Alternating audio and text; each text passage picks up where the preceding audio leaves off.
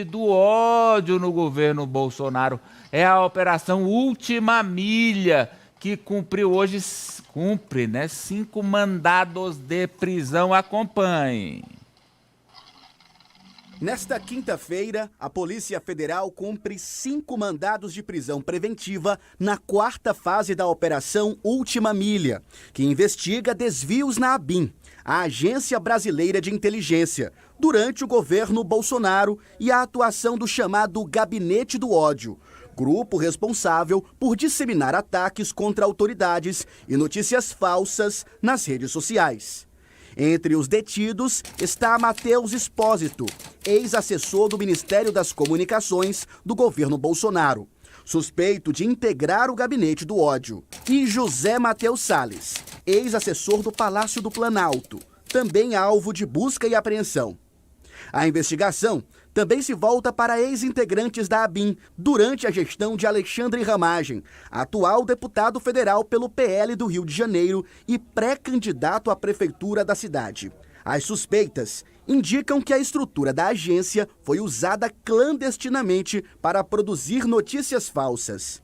Nesta fase, a PF apura a possível divulgação clandestina de notícias sobre membros dos 3 poderes e de jornalistas, feitos pela ABIN, além do acesso ilegal a computadores, celulares e infraestrutura de telecomunicações para monitorar pessoas e agentes públicos.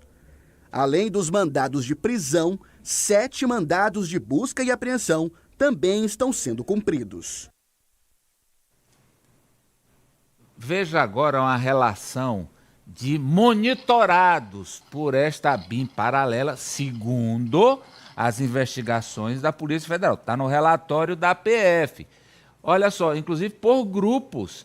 Olha aí, ó, ABIN, monitorados pela ABIN paralela no Poder Judiciário, Ari.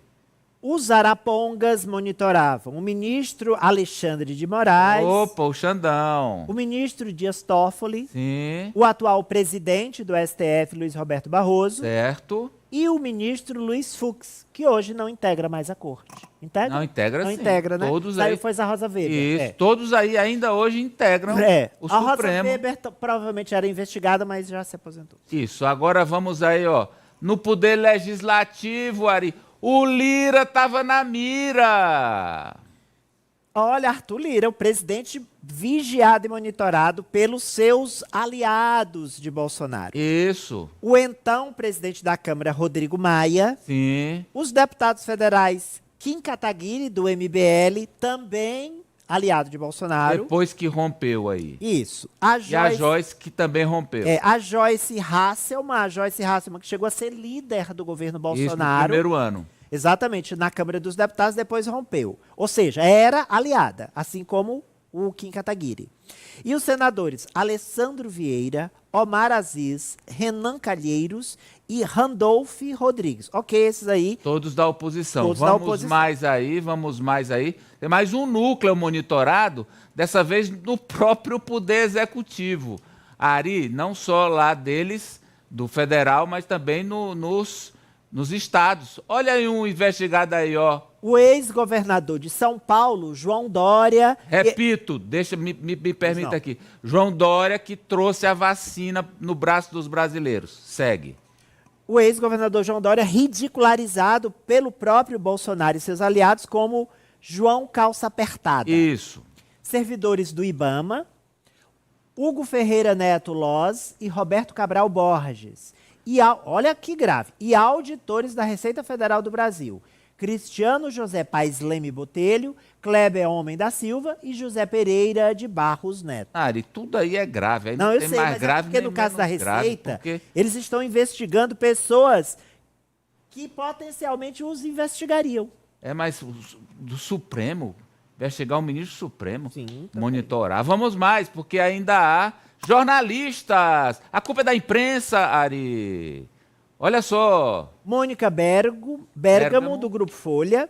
Vera Magalhães, que à época eu acho que ainda era da TV Cultura. Não, ela ainda é. Apresentava o Roda Viva. Ainda apresenta. Apresenta, pronto. Já era apresentadora do Roda Viva. Luísa Alves Bandeira. Se a Poliana quiser me me posicionar sobre a Luísa e Pedro César Batista. Esses jornalistas investigados pela... Aliás, a Vera é do Grupo Meio, né? Porque a TV Cultura, professor, nós somos afiliados também da TV Cultura, no canal 20.1. Meu programa, ele vai ao ar na TV Cultura. E a Vera, portanto, é colega nossa aqui do Grupo Meio também. Isso aí. Agora, então, professor Marco Antônio Villa, qual o resumo dessa ópera? Olha, essa ópera ela ainda é uma ópera aberta, vai para lembrar uma expressão do Humberto Eco. Essa aqui é uma obra aberta, porque a Polícia Federal achou também um áudio de uma reunião entre o Bolsonaro e Ramagem, né? E o delegado Ramagem, que era para blindar Flávio Bolsonaro, ou seja, eles fizeram uma reunião, tem o áudio, olha a gravidade, né? Em que eles combinam com um subordinado, Ramagem, subordinado do presidente da República, para blindar, em outras palavras, para proteger de forma ilegal, ilícita, o seu filho Flávio Bolsonaro. E isso explica também porque em alguma das passagens anteriormente vimos vários funcionários da Receita Federal. Tudo isso é ilegal, né? Sem nenhuma ordem judicial, de forma clandestina, mostrando que ele tinha um serviço paralelo de informação. Vale destacar que naquela reunião célebre, de 22 de abril do ano 2000, ele reclamou, e o Brasil inteiro assistiu àquela reunião, graças à decisão do ministro Celso de Mello, que ele não era devidamente informado de nada. E usou expressões de baixo calão, que são expressões da marginalidade, que nós, evidentemente, não vamos utilizá-las aqui, né? E tinha cobrado do então ministro da Justiça, Sérgio Moro, uma eficiência maior da Polícia Federal, em especial que ele, Jair Bolsonaro, controlasse a Polícia Federal no Rio de Janeiro e sobraria, entre aspas, 26 polícias federais de outras unidades da federação para o Sérgio Moro. Isso que era então o ministro da Justiça. Isso é na concepção, veja que concepção de Estado tinha o Bolsonaro. Tinha e tem, né? Sem nenhuma modificação. Então, isso tudo é muito grave, né? Eles estavam investigando clandestinamente para coagir, para pressionar, para caluniar, para difamar, certamente para chantagear se encontrasse informações que facilitassem chantagens, tudo isso feito com a estrutura de Estado, com dinheiro público, né? Para impor a médio prazo, que era justamente o golpe de Estado, uma ditadura no Brasil. Por isso que não há bolsonarismo light ou bolsonarismo raiz. Quem está com o Bolsonaro está com tudo isso aí, ou seja, com a utilização de instrumentos paralelos do Estado, com coação, com caluniador, difamador, chantageador, tudo isso é o Bolsonaro. Então não tem essa história que está enganado. Nenhum político é ingênuo que não sabe quem é o Bolsonaro e que métodos ele utiliza. E o gabinete do ódio, por fim, todo mundo sabe que é Carlos Bolsonaro, que é o vereador federal. É aquele que passava mais tempo em Brasília do que no Rio de Janeiro e acompanhou o pai até uma visita oficial à Rússia, dias antes de começar a guerra contra a Ucrânia, e sentou ao lado do pai numa reunião ministerial com o governo russo, algo também inimaginável na história republicana brasileira. Em suma, a situação dele é cada vez mais ruim. Ele tem não só a suspensão, que já esteve de 8 anos dos direitos políticos, como tem os inquéritos que nós já conhecemos, especialmente o que comentamos ontem, né, que envolve a questão das joias, que numa linguagem mais popular é roubo, é coisa de ladroagem, como escreveu o Rui Castro na Folha, pega ladrão, né? Uma crônica brilhante na Folha de São Paulo, do grande biógrafo Rui Castro, é coisa de pega ladrão.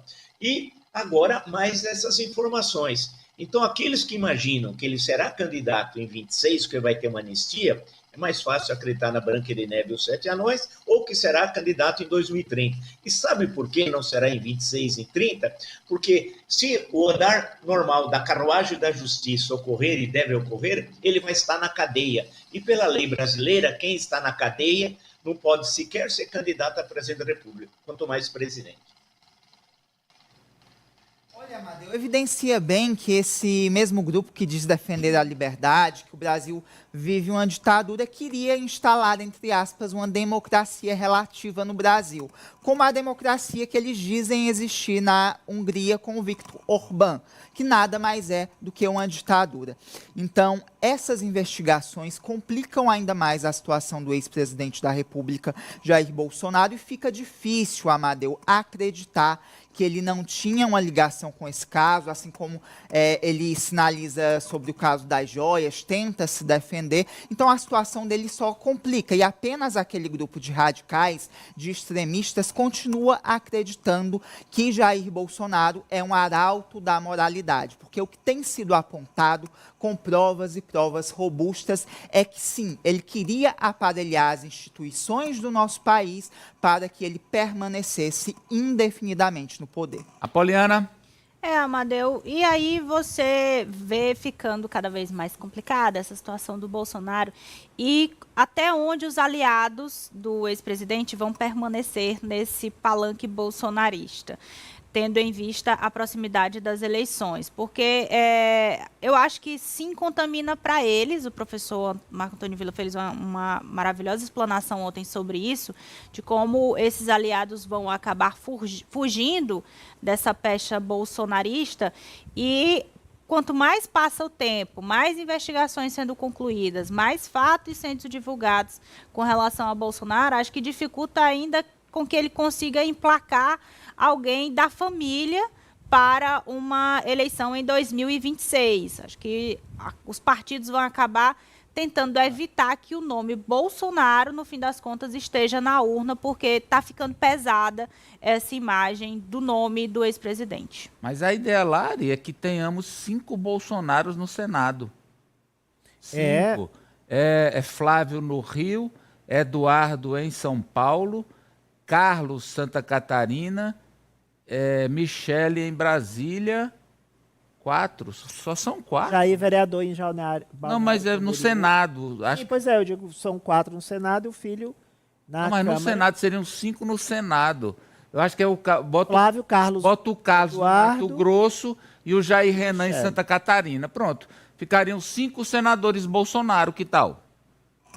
Olha, Amadeu, você está contra ou a favor? Não, eu estou falando, eu estou comentando. Like ou hater? Você é o seguinte, gente, é o curioso, viu, professor Villa, Apoliana e França, é que em 2021, o então presidente Jair Messias Bolsonaro, ele sancionou uma lei federal que prevê o tipo de crime pelo qual ele vai ser enquadrado devido a essa espionagem, essa arapongagem usando a estrutura do governo, que é um crime contra a soberania nacional. Crime contra a soberania nacional. Em última instância, contra o Estado Democrático de Direito. Ele sancionou, é lei, e se a PF quiser, pode pedir a pena, que ele seja condenado, que ele cumpra a pena por esse crime. Porque, obviamente, que ele usou a estrutura pública, ele usou a Agência Brasileira de Informação, a ABIN, ele aparelhou a ABIN e usou para blindar a si próprio e aos seus asseclas. Por quê? Ele investigou quem poderia denunciar, políticos, inclusive aliados, além dos de oposição. Ele investigou o judiciário que poderia processá-lo e condená-lo. Ele investigou a imprensa que poderia dar vazão, poderia ser a ponte entre essas instituições e o público em geral. E investigou profissionais da Receita que poderiam mostrar os desmantelos financeiros, roubo, desvio de dinheiro deles. Ou seja, ele fez ali, criou uma estrutura, uma engrenagem, para que, a partir dessas investigações, eles pudessem, claro, obviamente, vazar informações para prejudicar essas pessoas, chantageá-las diretamente, em alguns casos, no caso dos aliados, e, em última instância, demolir a imagem de jornalistas, por exemplo, e funcionários da Receita. Gente, isso é gravíssimo, mais grave ainda que o roubo das joias. E a revenda, né? Vamos, Raniele, qual a repercussão aí em Brasília dessa operação de hoje? Bom, Amadeu, aqui em Brasília, nenhum dos políticos que são citados aí na lista da Polícia Federal, que eram espionados por esse aplicativo First Mile, eles se pronunciaram. Nem o presidente da Câmara, nem Kim, nem Joyce, por enquanto eles não se pronunciaram. Rodrigo Maia, que era o presidente da Câmara na época, que falou novamente, criticou essa arapungagem que o clã Bolsonaro fazia usando a estrutura de Estado, que é a ABIN, para monitorar os desafetos do então presidente da República, Jair Bolsonaro, e até aqueles que estavam perto, mas que poderiam ali causar alguma espécie de dúvida, como é o caso do presidente da Câmara, Arthur Lira. Eu perguntei aqui agora há pouco se ele iria se manifestar. Uma fonte disse que ele não vai se manifestar. Mas eu, conversando com alguns parlamentares que estão hoje aqui no Congresso, que são poucos já hoje, eles disseram que o ministro Alexandre de Moraes, que é o relator também desse inquérito, uma vez que esse inquérito é fruto da investigação das milícias digitais, ele vai quebrando aí esses sigilos e trazendo à tona nesse momento em que novos inquéritos vão surgir, como é o caso da tentativa de golpe do 8 de janeiro, né? Na tentativa de ali trazer Bolsonaro de novo para esse centro das discussões, inclusive políticas, que podem ali atrapalhá-lo. Inclusive, Alexandre Ramagem, que é deputado federal e é pré-candidato à Prefeitura do Rio, ele é um dos principais alvos dessa operação, ele e Carlos Bolsonaro. E aqui no Congresso, os políticos veem como negativo para ele, que pode respingar diretamente nesse plano dele de ocupar a prefeitura. Inclusive, eles têm agenda, né? A partir de quinta-feira da semana que vem, no Rio de Janeiro, tem um tour lá do ex-presidente, junto com o Ramagem. Não sei como é que vai ser isso, mas acredito que farão sim, porque é como uma estratégia dobrar a aposta sempre. Vamos para a manchete da Ranieri, tratando da reforma aprovada, hein? Ainda bem, 30 anos depois, com muita luta, muito vai e vem, mas temos, Ari. Olha só, Ari. Reforma tributária aprovada. Carnes, armas e flores vão compor a cesta básica. Como é que foi a votação, Ranieri? Pois é, uma longa votação, viu? 12 horas de sessão para essa definição. Depois de 30 anos de discussão aqui no Congresso Nacional, havia muita dúvida sobre a questão da carne, foi um impasse, o presidente Lula teve que entrar no meio de campo e autorizar o governo a votar também a favor da carne na cesta básica. Claro, uma decisão política contrariando o seu ministro da Fazenda, Fernando Haddad. O certo é que nesse tema estava todo mundo unido, viu? Oposição, bancada ruralista, PL de Bolsonaro e o PT de Lula. Foi aprovado. E a reforma como um todo foi aprovada com 336 votos a favor e 142 contrários e 2 abstenções. Inclusive, 2 deputados do União Brasil acabaram de dizer que são a favor da reforma e que votaram errado, né? Que eles votaram, na verdade, ali confusos. Um deles, inclusive, Danilo Forte, que faz parte aqui de várias frentes parlamentares, inclusive apoia o agro.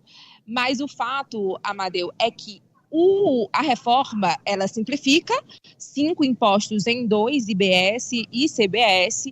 Esses impostos começam ali num período de transição e vai até 2033.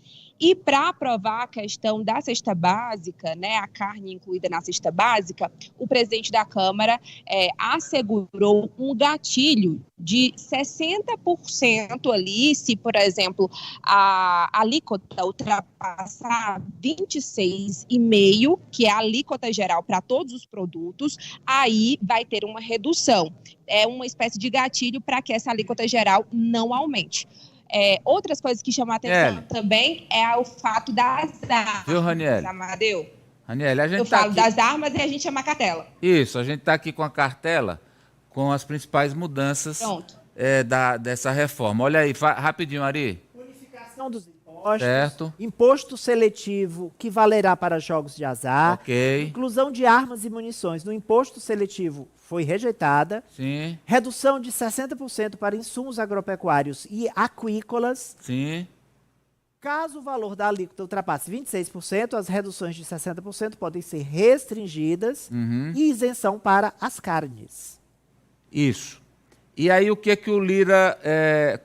porque houve, Ranieri, depois da aprovação, que você já nos informou, houve ali a guerra das... Lá vai a palavra, né?